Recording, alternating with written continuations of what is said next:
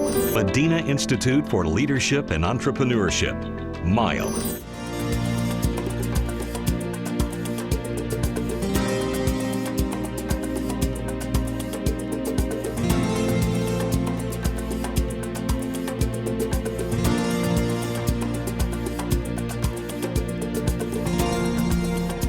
Assalamu alaikum wa rahmatullah. And thank you very much for having me here between you again. I hope that today is going to be an interesting discussion between all of us, especially that I know that you have AlBaik inside your tummies, so the understanding of what's going on is going to be better, inshallah. Now, very quickly, I would like to spend a little bit of time just to explain what's behind AlBaik. And it is all a gentleman, my father, who passed away at the age of 48. He was a true entrepreneur, and I'll give you a brief history of what he had to go through throughout his life, just to send a strong message about entrepreneurs and how they never surrender, whatever the challenges are that they have. He was living in a little city in Palestine called Ramle. And he was 18 years of old when the war between Israel and the Palestinians started. And unfortunately, his whole life changed right there and then. His parents lost everything they owned. He fought in the war during the 1948 war. And then after losing the war, he decided to move on in his life, and he found that Saudi Arabia was a very, very welcoming place to be. So he moved, he started a job in Aramco, and he was blessed to be during the tenure of King Abdulaziz, rahmatullah alayh. So things were inviting. It was very easy for him to get the Saudi nationality at that time, and from there on it was just a story of hard work for him and success. Up until 1965. By 63 they decided, my mother and my father, they decided that they needed to provide for their children excellent education, the best in the Middle East, and they found that in Lebanon. So they decided to move into Lebanon, and there he started his entrepreneurial life.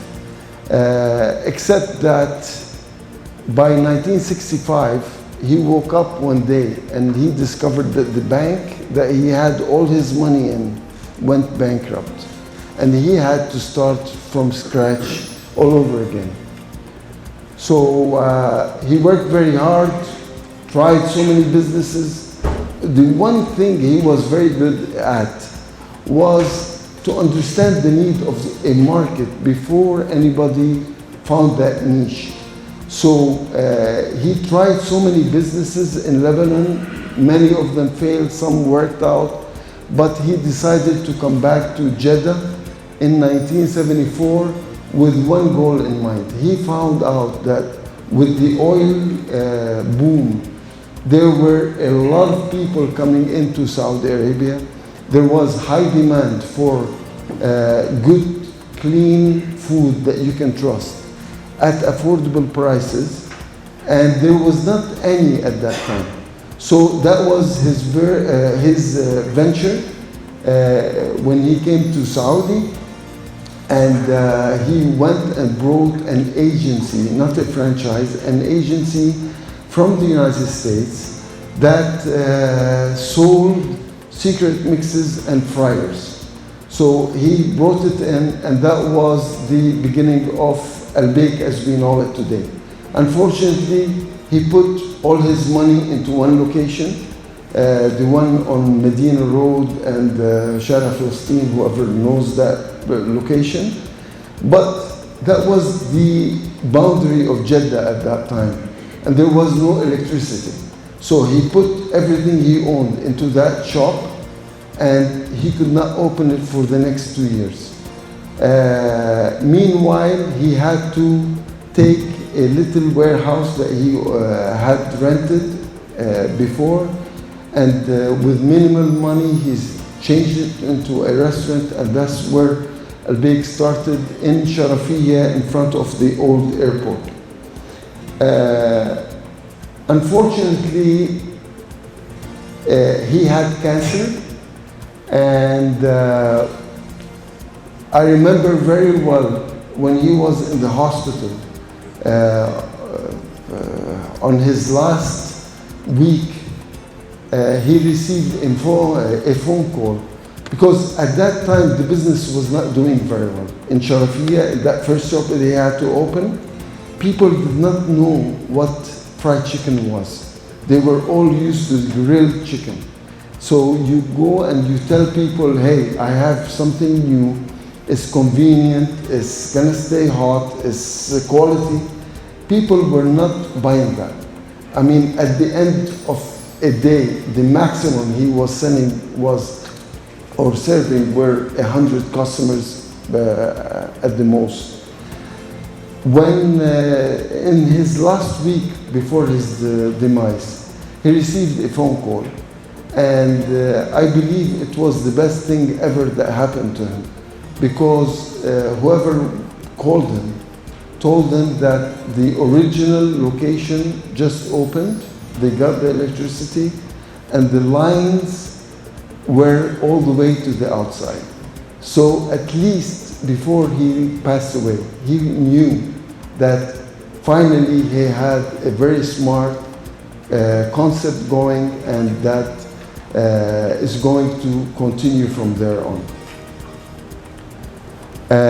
Both my brother and myself, we were in university at that time. So in '77, we received a letter from the US agency, and they told us that with the demise of your father, you lose the agency.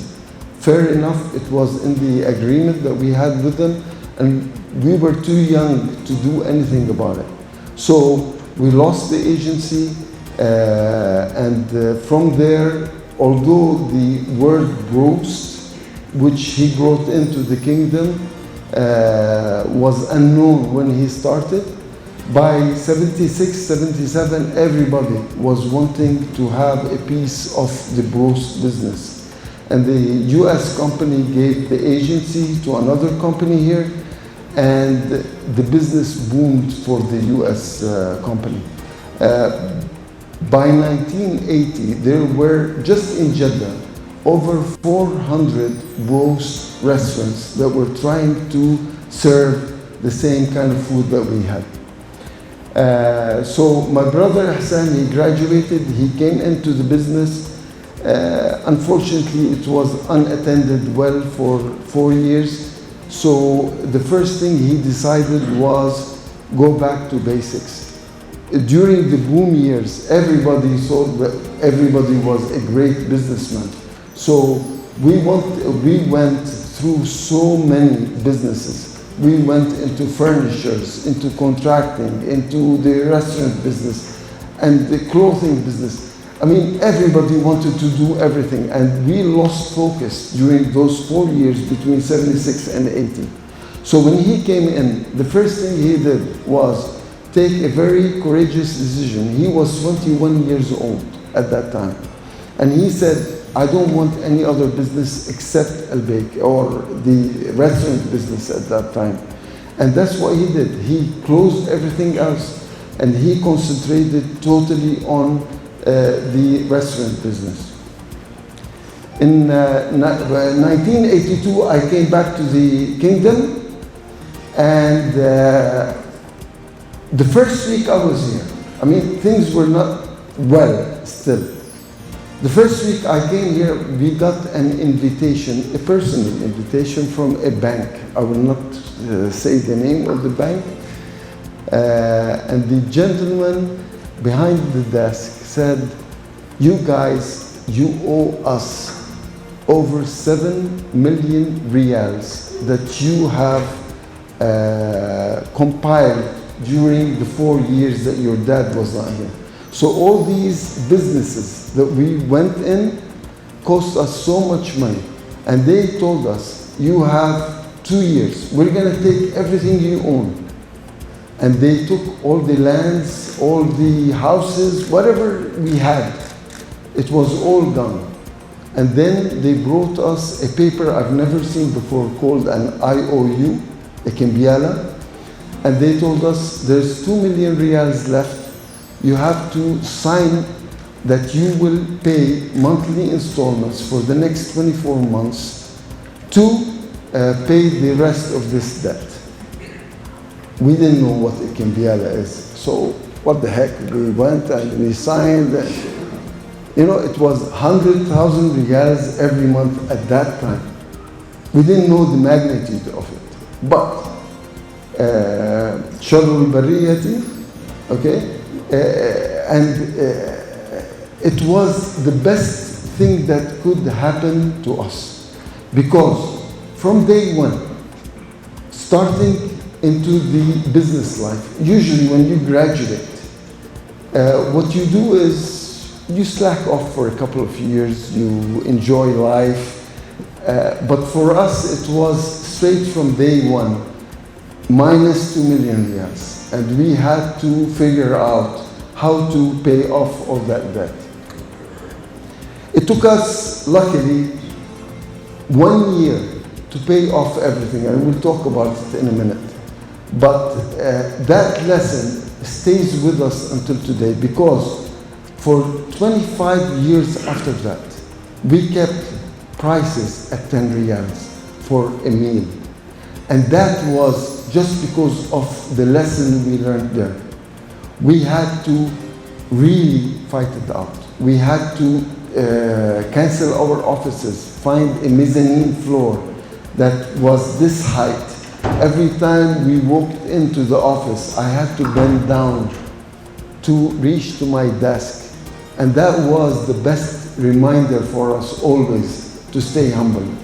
And I don't want to go ahead.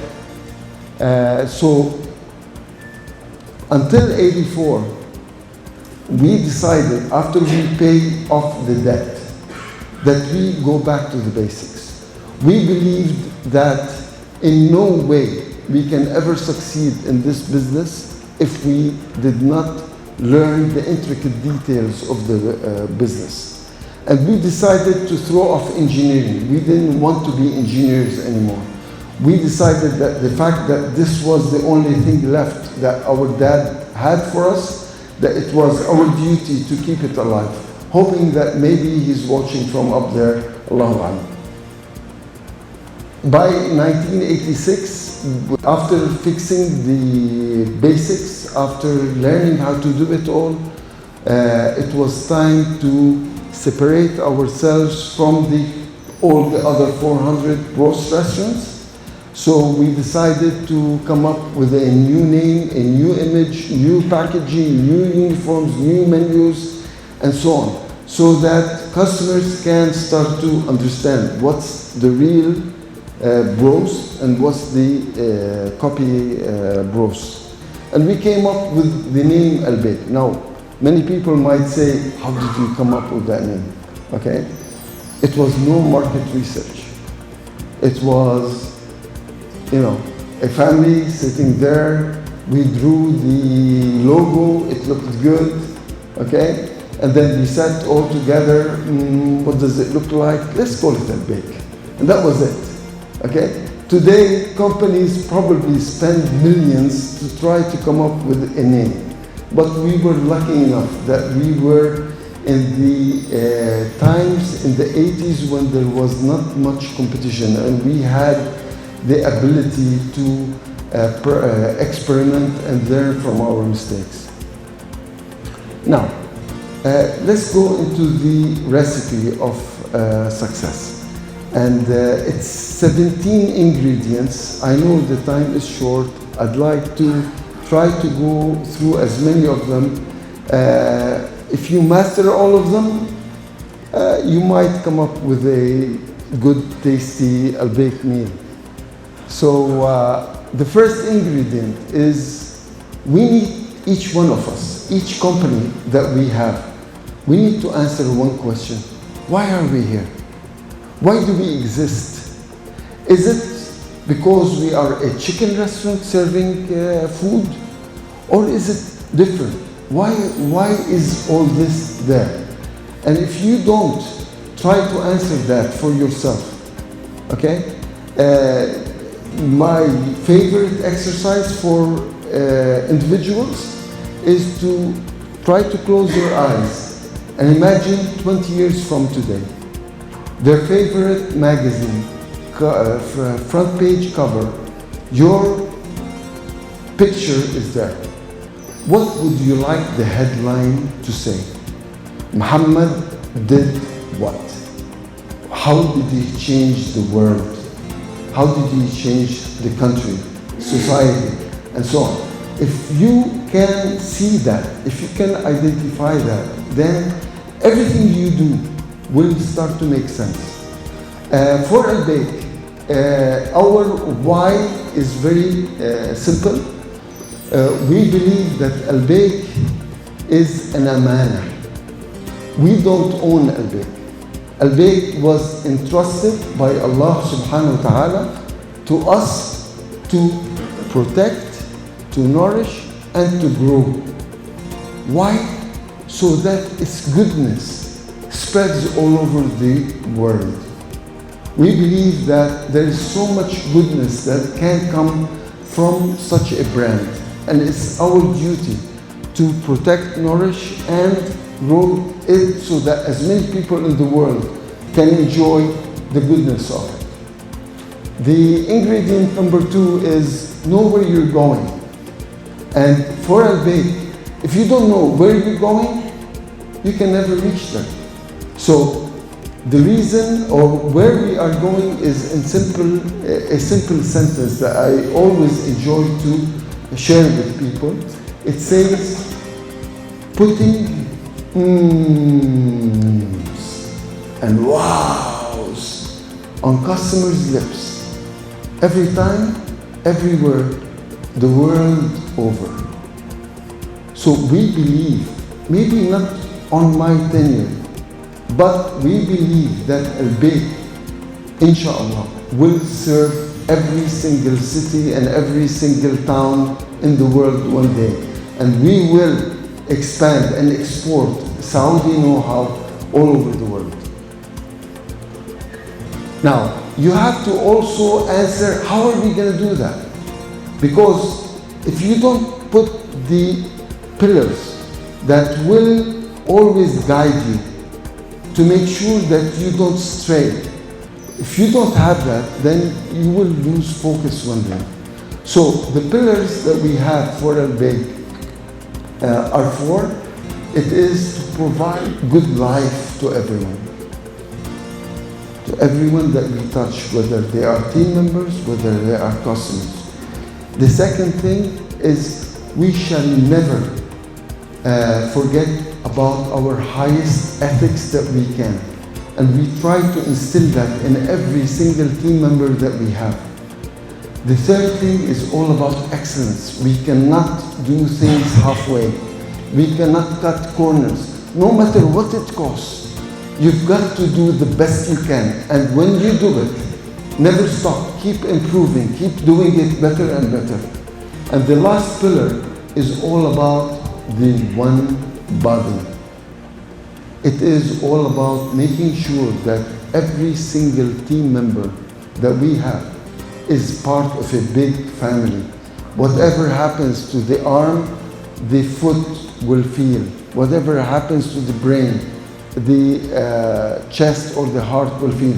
So we are all, and we shall always be one body all together in this. Ingredient number 4, you've got to have the knowledge. You cannot go into a business and say, okay, I'll bring a consultant, or I'll bring this, or I'll bring that. As an entrepreneur, you've got to really understand the intricacies of your business, the detail of it. You cannot just depend on others. And this is a lesson that our dad taught us about. He always, because he made his mistakes, and he taught us, you want to go into any kind of business, you better understand it better than anyone else that will join you later on. And this is the reason why my brother, when it was time to take care of this business, we asked one question: what about the secret recipes? These herbs and spices, are we going to always depend on somebody, a company from outside to hold us hostage, to keep raising prices on us without us understanding the business itself? So the first thing he did in the 80s was he went to Paris and he studied food technology. A total change from his engineering background, but he went and learned how food reacts to each other. How when you put a certain spice with a certain herb, what happens from it. And he came back to after a year and a half, and we had enough time to practice on our beloved customers. We had the science, but we didn't have the product. So one day I remember we decided that's it, we're not gonna import any more secret recipes, and we prepared some, and when we cooked, the chicken came out as black as it can get. And customers were still eating it. I don't know why, but that was the lucky time. Today, you cannot do that. But at that time, we were very lucky to have such less competition that you can test and make mistakes more often. Work very hard, never surrender for challenges. And this is exactly what happened to us. We could have said, 2 million riyals, forget it. Let's go and be employed as engineers and forget about all these challenges. We did not. We went into the hard business of paying what we owed. And we insisted on doing it the hard way. So until very recently, I would go to my bed and I would say, what a waste of time, I want to go back to work. This is how hard we work. I don't suggest anybody does that because it's bad for your health. So attention to the smallest detail. This is how we keep prices as low as possible.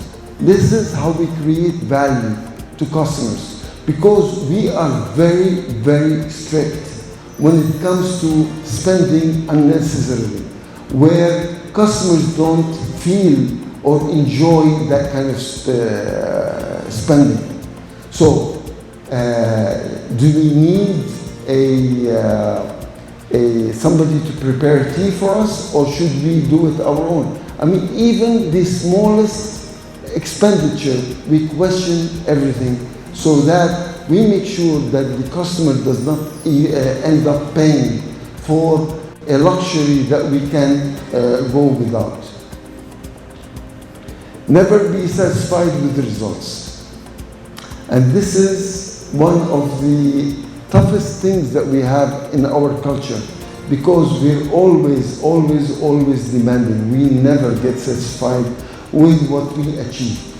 Mind you, we celebrate for 10 minutes with the team, and then they know that new goals, new achievements are there waiting to accomplish. So we never get satisfied because we don't want to slacken off. You cannot get lazy in this kind of business. And you have to always keep trying as hard as you can. Be humble, be thankful. Again, all this blessing that we are in, we don't know why it happens. It's not ours. So we should never think, wow, we've made it. Wow, this is amazing. We always remind each other that we started from zero. Actually, we started from minus 2 million, minus 7 million to be exact. So this blessing that we have is not ours, and we have to always remind ourselves that we have to always be thankful and appreciative. All the way to people ask me, why when you walk, you look down? And I say, because I don't want to step over an ant. This is as much as I would like to push the idea of humbleness, because we cannot do it other than that way. Don't ever hesitate who you learn from. And put your ego in the closet at home, roll up your sleeves and start cooking. And this is exactly what I did. While my brother Hassan went to Paris, I took off the thobe, I wore a team member uniform, and I went to the guys and I told them, listen, I know nothing about the restaurant business. Teach me. And you know what they did? They took me to the bathroom. They made me sit on my knees and they told me, start cleaning. That was my first job at the restaurant. And my team made me do it. Did I say no? Of course not. Until today, any decision we make at the highest level, no matter what it is, we always go back to our team and make sure that it satisfies their requirements and their expectations before we go and start implementation. Your team is the most important asset you have. It's funny that I had to go to the biggest universities, including ISA, okay, to learn the concept that treat your team members the way you would like to be treated. I mean, they had theories and books and examples about Southwest Airlines and about I don't know what. And then when you think about it, didn't the Prophet ﷺ tell us that? Why do we have to go outside to think about amazing leadership ideas that are born from here? Okay? So this is the concept we always work on. We always treat our team the way we like to be treated. Actually, our most important person in the company is not the customer. The customer always comes second to AlBaik. First, always comes the team who serves the customer. And don't ever forget that, because at the end of the day, if you don't have a satisfied team member, if you don't have somebody who is proud, who is loyal, who understands your culture and can express it and be your ambassador to the brand, then in no way your customers are going to be satisfied. They might be satisfied when you're there supervising, but when you turn your back, if your team does not know and feel and believe that they are on the top of everything, they will not own the business and they will not treat it as if they are the owners of that business. And I always like to mention a funny story that happened to me once. I know some of you probably are bored of hearing it, but it really explains the essence of putting the team first. Be visible and lead from the field. Don't you ever think that you can succeed sitting behind a desk. I think a desk is the cancer that we get. It is the laziest place to think that you spent your time at work at. You've got to be on your feet 80% of the time. You've got to be with your customers, you've got to be with your team, you've got to listen, you've got to use all your senses. Seeing, talking, smelling, the best ideas come from the field. They don't come while you're sitting behind the desk. So don't get stuck to a desk. It's the worst thing that can happen to you. Ingredient number 12, DMT TSTP. Now we're going into the secret mixes. And DMT TSTP is simply, it's all about systems, processes, and checklists, and you cannot do any kind of business without systems that are written down and that are alive. You cannot just write it and forget about it. You have to make sure that these systems are not written by a consultant. I'm sorry if there are consultants here.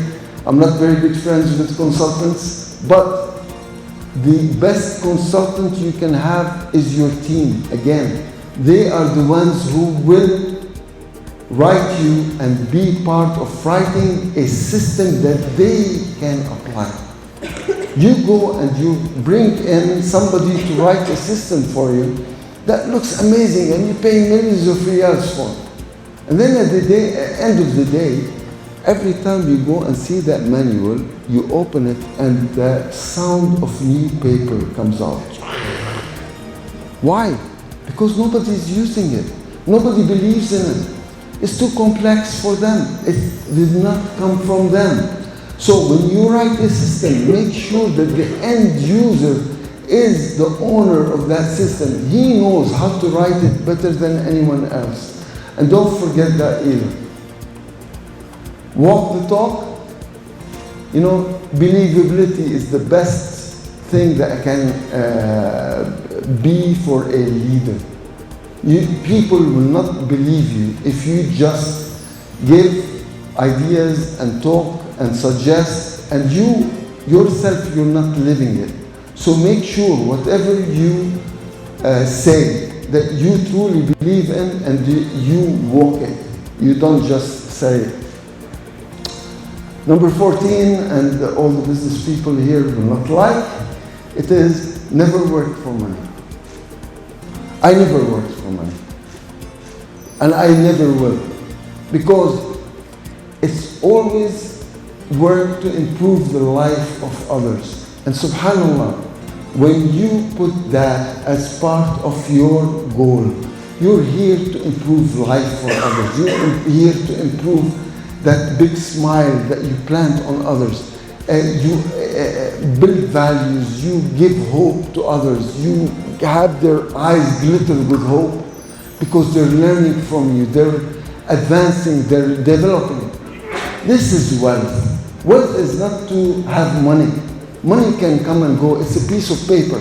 What stays is what you build for a nation and for your people. Do not ever think you're smarter than your customers. I mean, how many of us try to cut corners? مش شايفين الزبائن يلا مشي. No, nobody is seeing it. يلا. No, they see everything.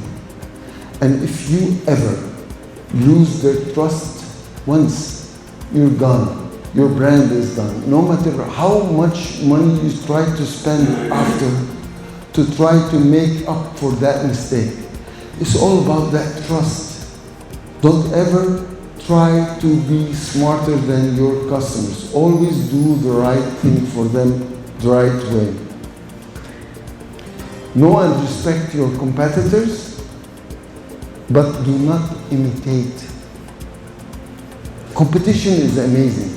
I love to have our competitors around us because they keep us alive, they keep us challenged, they keep us humbled, they keep us wanting to improve all the time. But do not try to imitate them. Don't get into the cycle where, they're doing this, let me do something better than them. It's not about doing better. It's about doing different that the customer needs.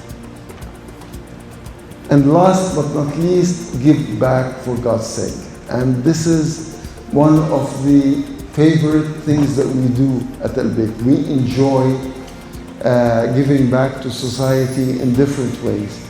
And I could spend another 2 hours just telling you what exciting programs we work on day in, day out. But subhanAllah, when you give back, الخير comes back to you tenfold. So don't ever think that it is a cost. It is a blessing that Allah subhanahu wa ta'ala gave you to be able to give back to society. And thank you very much. I apologize for the delay.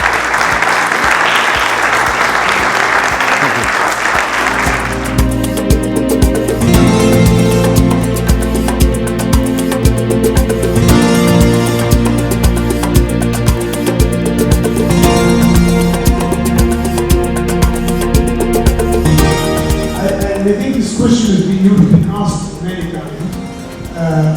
Your growth pace is very slow, though it's still growing in smaller cities within the Western province.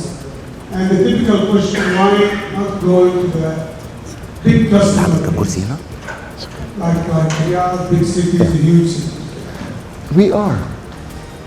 It took us a while, okay, to start to expand. You see, at the end of the day, because we know where we are going, and the answer was to the world and not to Riyadh, we had to build a company that can sustain, not just going to Riyadh and getting stuck in Riyadh for another 10 or 20 years.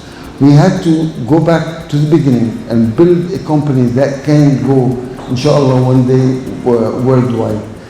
And the other thing is, the other challenge is not just building the systems, also building the team. Because when you start to expand, you cannot expand just on your own. You have to start to use different concepts like franchising, if I may use that term, although I don't believe in it here in Saudi.